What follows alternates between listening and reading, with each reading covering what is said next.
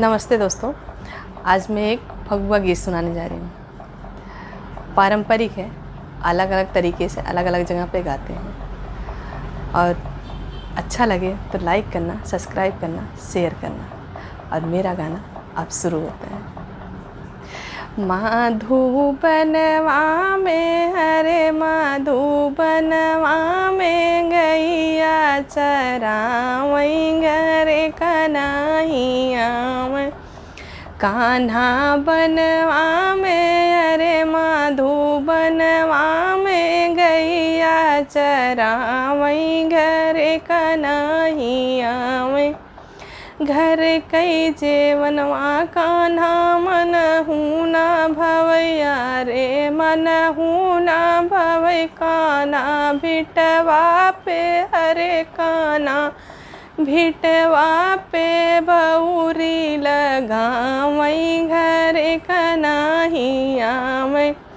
कान्हा बनवा में हरे माधुबनवा में गैया चरावई घरे कन्हैया में।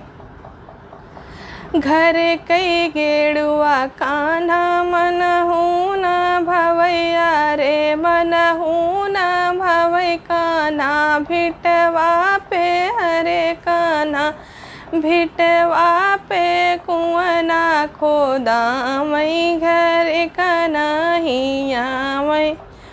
कान्हा बनवा में हरे माधुबनवा में गैया चरावई घरे कन्हैया में। घर कई बिरवा कान्हा मनहु न भावै मनहु न भवै। कान्हा मनहु न भावै। कान्हा भिटवा पे हरे कान्हा भिटवा पे बरई बसावई घरे कन्हैया में।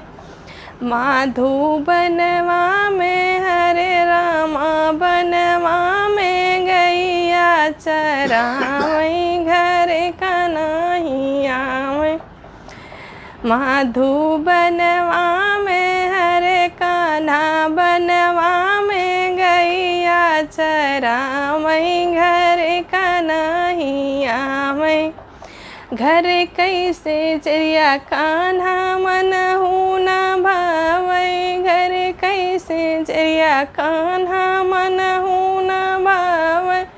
कान्हा भिटवा पे हरे कान्हा भिटवा पे मड़ई छवावई घरे कन्हैया में। कान्हा बनवा में हरे माधुबनवा में गैया चरावई